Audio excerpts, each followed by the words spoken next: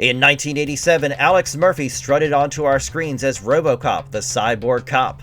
Though there have been many sequels to the original film, none have come close to replicating the glory of the original RoboCop. 2 sequels followed, and the audience felt that with each new RoboCop film, the main plot was getting diluted. The final nail in the coffin was the 2014 film RoboCop, which was disastrous to say the least. The only saving grace of the film was the CGI, and that's not at all what RoboCop is about. It is about a man's attempt to hold on to his humanity, do good despite the whole world opposing him for it. So when I read RoboCop Citizen's Arrest, it felt more of a spiritual successor to the original RoboCop film than any of the sequels. This is the RoboCop 4 we deserve. So let's dive into this story, which is set a couple of decades in the future, where Murphy is old and forcefully retired. Let's go.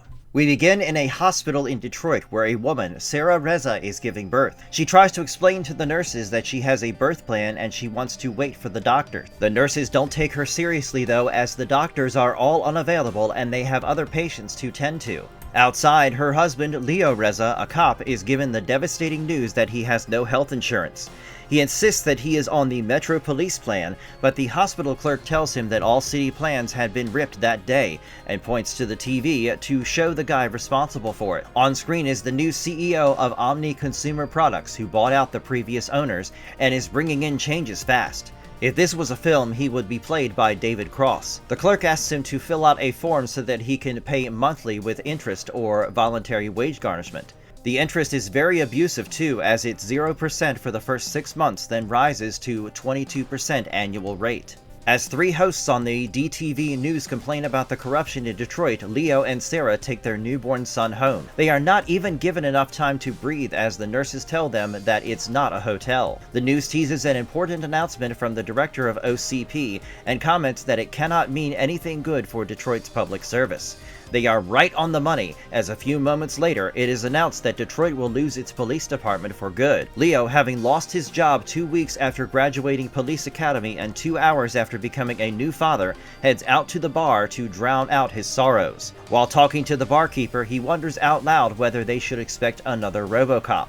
The barkeep shushes him as he knows Alex Murphy lives somewhere close by. A radio host reminds her audience about the similarities between OCP's tyranny back when they hoodwinked City Hall into authorizing an aggressive privatization of the police, which led to the creation of RoboCop, and how they dismantled him as soon as he refused to play their game. The host urges the people of Detroit to wake up and realize that they had a hero, and now all they have are pretenders who want the title but don't want to do the work. 5 years zoom by as time and tide wait for no one. Detroit is now monitored by AI-powered OCP bots and drones.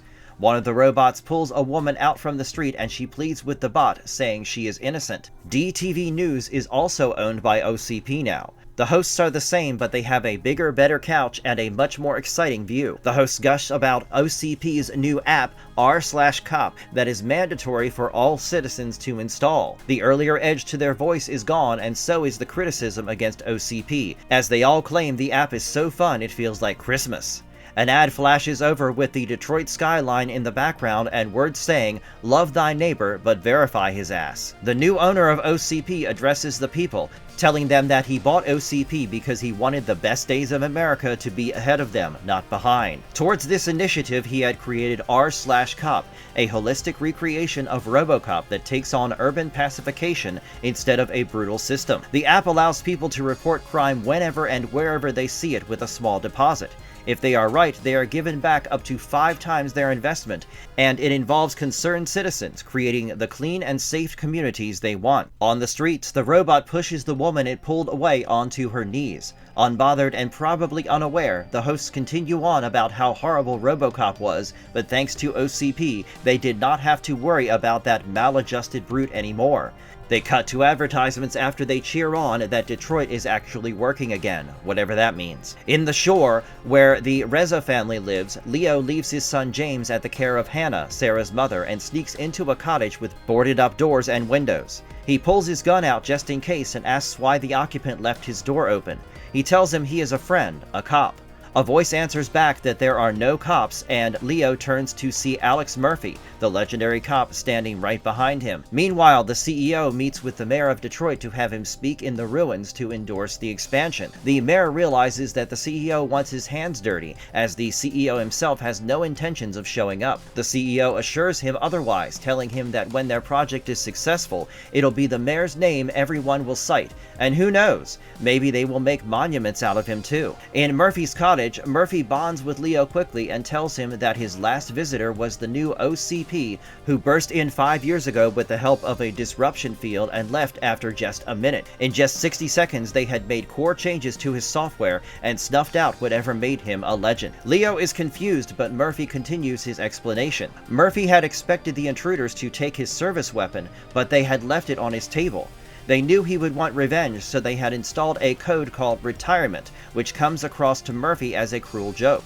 He asks Leo to pick up his gun, as because of the new code he is unable to. He asks him to take the gun with him, as he cannot bear to look at it and feels mocked by it. A news snippet has one of the hosts we saw earlier claim that democracy was killed by the free market, innovation, and prosperity. He thinks it's unnecessary for the mayor to head down to the ruins to give the people who live there a chance to let their voices be heard. On the streets, a robot bullies a child to pick up her dog's poop, as the local ordinance does not mandate the city to supply her with doo-doo bags. It's amazing that they coded the AIs to be complete D-bags. Another ad flashes for the r/cop app, as a girl admits that it is super fun and convenient to use it, as money is deducted directly from her bank account. She winks at the camera as she tells her smug coworker to watch out, as she now loves to look for things to report on the app. That night, in the ruins, people who live there yell at the mayor. Unsurprisingly, the majority of the crowd are people of color. No wonder it was chosen first to be gentrified. The mayor urges them to hear him, but the alderman, a wise elderly gentleman called Moses de Solma, asks him to sit down, as he is there to listen to them. He tells the mayor in the 40 years he has been elected alderman, he has never seen a mess like this. He understands that the promise of expansion and renewal means that the nice schools, parks, and markets they build will not be available to them, as they will be pushed out. So he makes it clear that the people of the ruins will not be leaving, and asks the mayor to tell the OCP that they are now welcome. The mayor retorts that the OCP will set r/cop on them, to which Moses pulls out his phone and decides to report him on the app. As soon as he presses the button, it sends a sharp electric bolt into his body, and within seconds, he is reduced to a burning skeleton. The people there and the mayor all flee in horror. The mayor doesn't stop running till he's in the car and asks his driver to call the office. To his surprise, his driver is the CEO himself. He congratulates the mayor for a job well done and tells him that by morning, half of the ruins will be on fire, with the demolition bots arriving to finish whatever's left in a week. The mayor realizes it was a setup, but there isn't much he can do. That's the side effect of being in a rich man's pockets. The CEO goes on to say that New Detroit is his proof of concept, and he has interests from all over America. Leo creeps back into his house that night and talks to Sarah. She's had a long day and is nursing a wine glass, so the last thing that she wants to talk about is code. But Leo just wants to know if she's heard of any code named retirement. Since she still has access to the archives and she still works at OCP, Leo asks her to steal a copy of the code so they can break it. Eyes everywhere. The radio host asks her listeners whether they had seen anybody in uniform do selfless service for the community. She remembers the heroes they had and asks them when was the last time they saw a hero in Detroit, as she remembers RoboCop saving children from a fire. On TV, the CEO mourns, and I am using the word as liberally as possible, Alderman Moses de Solma, and asks everyone to come together to make Detroit a new Detroit that is safe, clean, and honest. With that, he segues to OCP's newest expansion plan to convert the ruins to Bright Hill. He asks viewers to imagine Moses' pride and legacy making way to a gleaming new neighborhood, completely ignoring what Moses wanted in the first place. He then asks everyone to enter the lottery on r/cop and get a chance to win luxury apartments in the soon-to-be-built towers. Drones circle around a young girl sitting with her legs dangling off of a fire escape staircase. A drone asks her where her parents are. She tells it that her mom's working as she has 2 jobs. The drone takes offense to her tone and calls protective services. When the girl insists that her mom is working like she is supposed to, the drone tells her that the most important job a woman can have is being the best mother possible for her child. And will you give her the money for it, you hypocritic bot? The brown nosers on DTV are back again, expressing their excitement over Bright Hill. In OCP headquarters, Sarah has a worker pull the legacy code she needs to hack Murphy. She pretends she is speaking on behalf of the CEO and takes special care not to be noticed by the CCTV cameras. It's not really secretive though, as she used her ID card to enter and leave. We see another product advertised by the CEO, new models of police and support vehicles equipped with cutting-edge AI, and the 3 prime directives of the old RoboCop program: serve the public trust, protect the innocent, and uphold the law. That night, after James is put to bed, Leo tells Sarah that he is going out on a walk. What he doesn't know is that Murphy's gun bag has a tracker inside and the CEO is keeping a close eye on him. He has his assistant run facial recognition on him,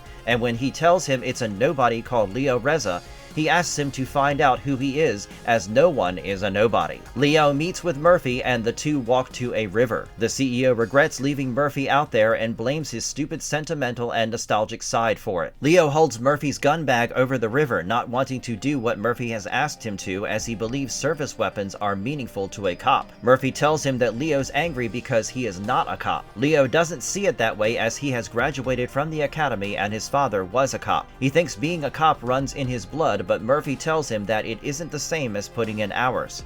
He adds that it isn't Leo's fault, as the OCP is hellbent on running the town with kitchen appliances. He tells him that doing the right thing comes from the soul, not a gun, and asks him to toss it. Leo does so, and Murphy thanks him for helping him. In the OCP headquarters, the CEO's assistant finds out that Sarah, an OCP employee, is married to Leo, and it doesn't take them long to find out what she pulled from the archives that morning. The old news host rants about how the ruins are a breeding ground for terrorists and criminals, and demands that no relocation costs be given, as he doesn't give a rat's ass about what's fair because life is not fair. An anti-OCP ad is run where a paramedic bot runs over people with his ambulance, and people complain about losing their jobs as cops, public defenders, and custodians. Breaking news announces that the protests in the ruins have turned violent, which has only accelerated the expansion.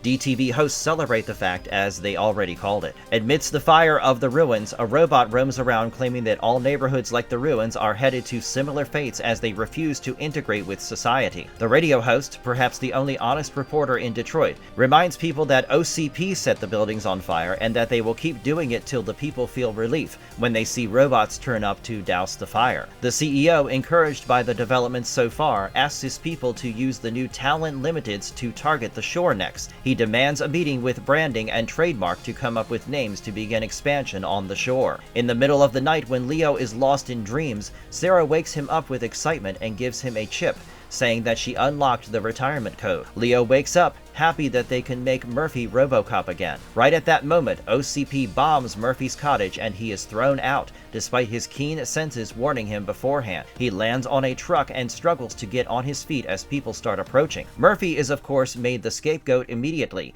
and news reports that he is a public risk, while DTV hosts demand he be killed. People of the shore make sure Murphy's okay, as they saw with their own eyes what happened. Behind the screens, the CEO is told that though they hit the structure, Murphy is still alive. He orders a direct hit on him, but his people hesitate, as they know that the shore is not the ruins, and they will have to answer a lot if people die there. I wish I could say that the lives of people having more value because of their geographical location was purely fictional. Sarah and Leo, who had rushed out with their sleeping child after hearing the blast, give Murphy the chip. He inserts it, and immediately OCP's computers tag him as a threat. As his people begin to freak out that the retirement code was overwritten, the CEO asks them to shut up, as he is still just a product. He announces through a plane that he is under arrest and asks him to stand down.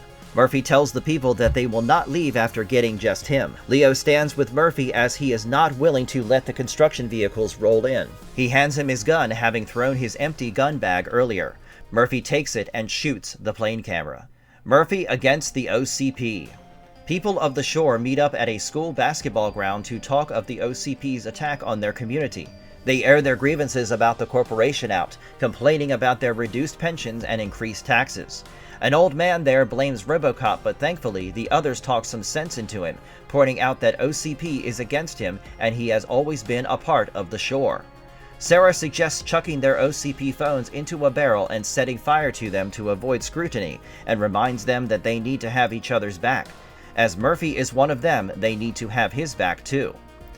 The mayor gets on DTV to whine about the protests of the shore and the ruins and tells them that he had higher expectations from the public service community of Detroit. The host adds on to that and asks them to stop all the benefits, pension, and handouts the communities are receiving. They ask the mayor about RoboCop, and he tells them that he is a criminal as he disabled his safety programming.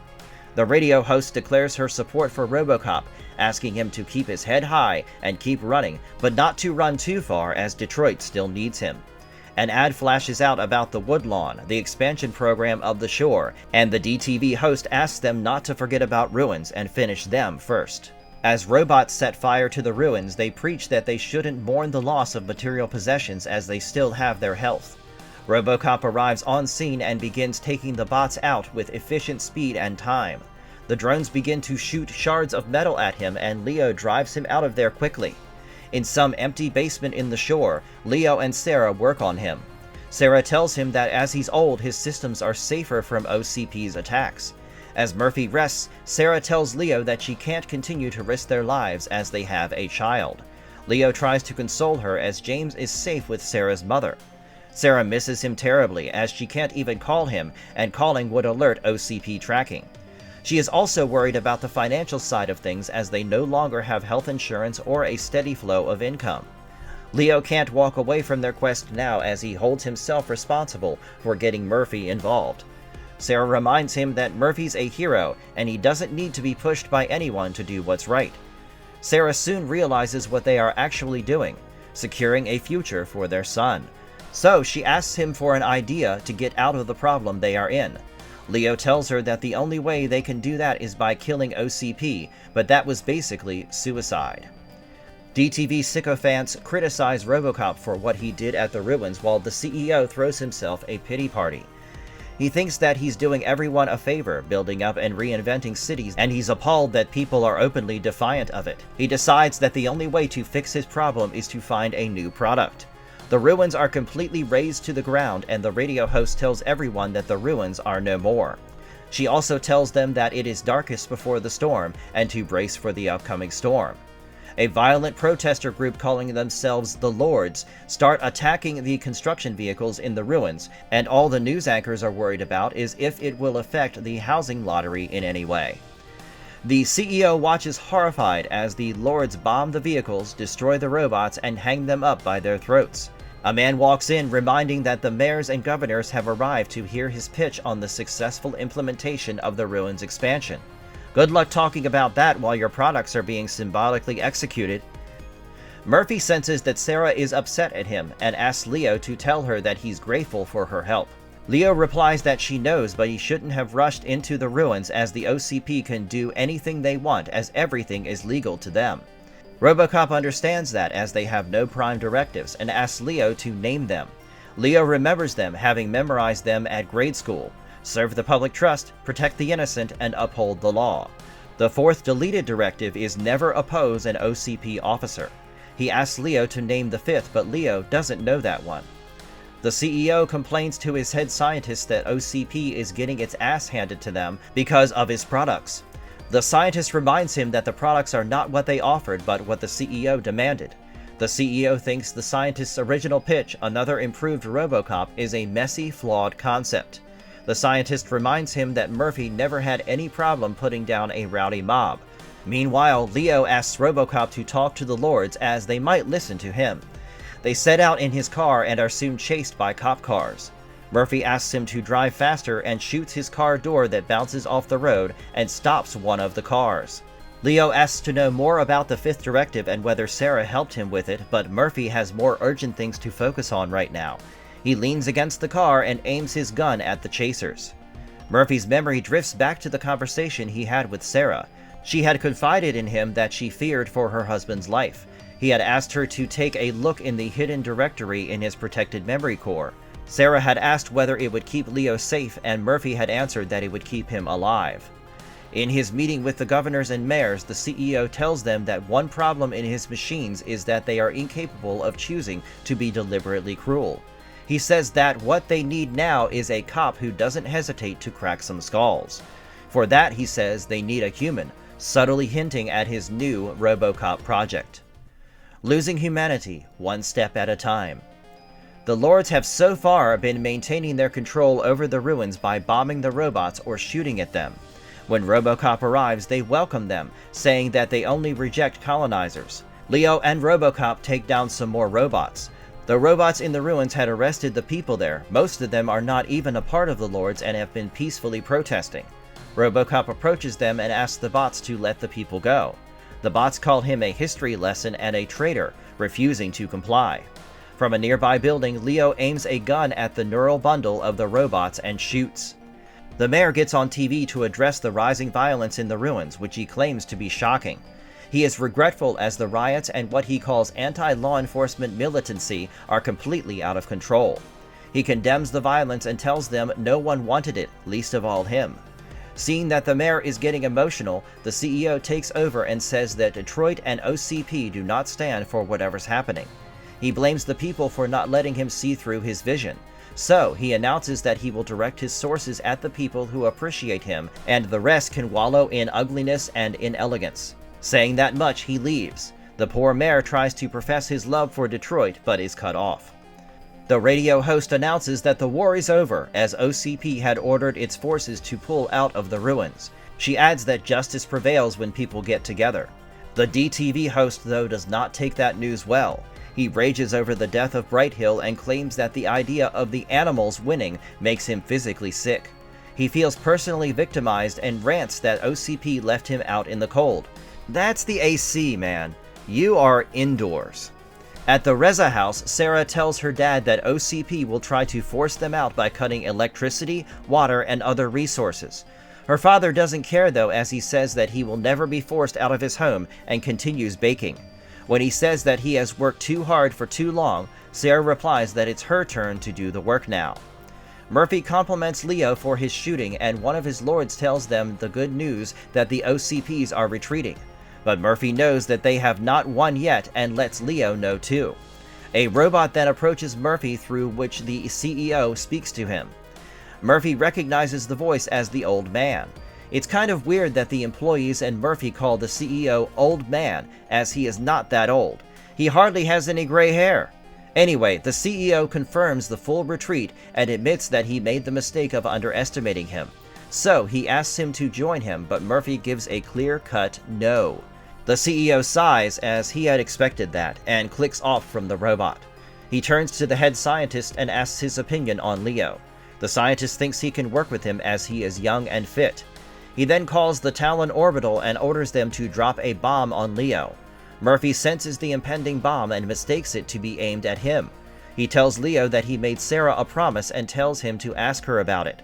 He hugs Leo tightly and tells him that it is not him they want. As the bomb descends, he says goodbye. The robots later find Leo under RoboCop, buried in rubble. They carry him to their aircraft and leave.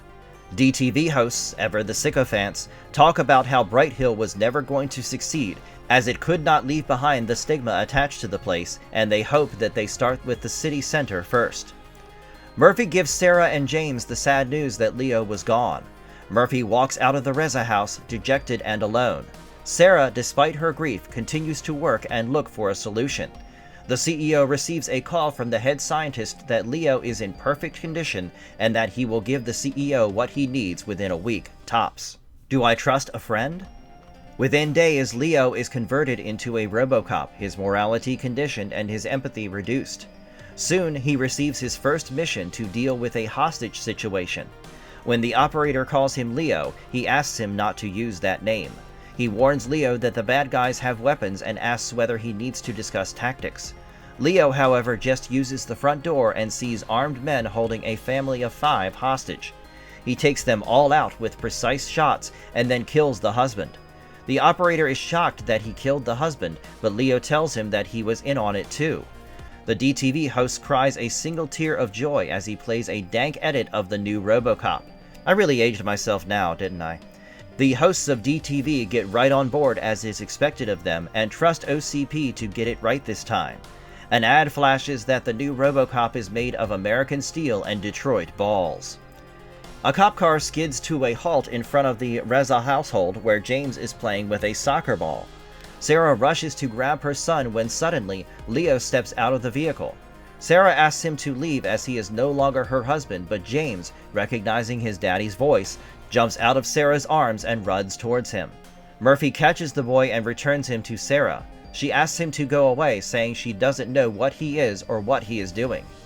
At the OCP headquarters, the scientist asks whether this final test is necessary, and the CEO answers that Leo was the one who suggested it.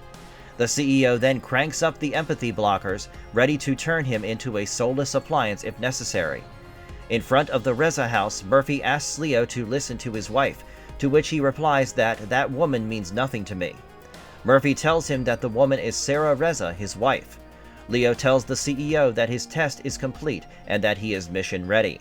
The CEO praises him for acing the test. Leo coldly replies that he needs targets, not compliments. Murphy tries to get through to Leo, but when he calls his name, Leo aims his gun at Murphy. Murphy easily disarms him and throws him into a car. He punches his face while Sarah takes James inside and tells him that his father is gone. When Leo passes out, Murphy puts him in his trunk, but the CEO, who is watching everything, orders his men to spike him, and Leo jumps back out. He tells Murphy he is not his friend, and deciding that he does not need a handler, he throws away his helmet. He aims at Murphy to close the case, but Murphy expertly dodges the bullets. Murphy asks him about his prime directives, but the CEO had decided they are old school and not given him any. In an effort to make him listen, Murphy throws a car atop Leo. The CEO orders another spike, but as Leo is not wearing the helmet, he's linked to OCP. They cannot do anything about it. Murphy tells Leo that he is not a cop but an enforcer who carries out OCP's orders. Murphy tells him the true source of a cop's strength depends on who is waiting for him or her to come home. The scientist meanwhile tells the CEO that they still have a link to Leo's gun, and the CEO asks them to get him out of there. Leo's gun blasts away the car and Leo comes out. He points the gun at Murphy, who is still insisting that he is Leo, Murphy's partner, who has a family. Since he's so hell-bent on killing him, Murphy asks him what he did wrong. Leo has no answer though and tells him that he is the target. Murphy thinks that he's defining a hit job, but Leo is too angry to figure that out and he shoots him again. The scientist realizes that Murphy might get the leveraging point he is looking for, and since their main goal is to take Murphy out and not the well-being of Leo, he suggests a final option. Meanwhile, Murphy gets Leo in a headlock and tells him that he will let Leo execute him, but he has to admit that he's not a cop and that he is gunning someone down without due process. He releases him and stands in front of him with his arms raised. Murphy was willing to die before to save Leo, and this is no different. He hopes that once he is killed, Leo might realize his mistake and go back to being the Leo he trusts. The CEO orders to kill them both, and Leo's gun begins the countdown to detonation. Murphy grabs the gun and throws it away. At the OCP headquarters, the CEO meditates. He decides to take away the wonderful tools of civilization he had given the people of Detroit, as they did not appreciate them. He believes that New Detroit will lose its luster, and the ruins and the shore will be reduced to slums, but his tower will remain, just like his vision of utopia. Months later, Sarah's parents go on a trip without any worry about losing their home. Leo adjusts to his life with loads of therapy and gets back to work. James is happy to have his dad back, and Sarah's glad that things are returning to normal. The police system is reinstated, and as his first case, Murphy leads the task force to arrest the CEO. He tells Leo that this will be his last operation. Leo is not happy about it, but Murphy tells him that the CEO might kick up a fuss and end up drawing it out. So, this might just be the beginning. And that was RoboCop Citizen's Arrest. This feels like what RoboCop 4 wanted to be. Gotta say, the art was simple but effective and consistent. It was the core of the story that helped keep it all together. The plot though? I have a few thoughts on that. Don't get me wrong, it is definitely better than some of the sequels, but I still have a bit of criticism. I absolutely loved the relationship between Leo and Murphy. The bromance, the mentorship, it was all good. The main story arc though, felt a bit too formulaic. You know what I mean? It just had the same major things the movie did. A money-hungry corporate guy, corporate government, voices of the poor and needy going unheard, and a crime-heavy Detroit. The new addition was the phone app r/cop. It's an app that makes snitches out of people. It should have been explored more. Many readers also think the gentrification themes and social critique are too on the nose, but as someone reading it in the year of our Lord 2026, I think we need more on-the-nose criticism, as now more than ever, people in power are getting away with committing the most heinous crimes right in front of our eyes. We are left unable to do anything, and the few voices that do raise up are suppressed, much like Moses in the series.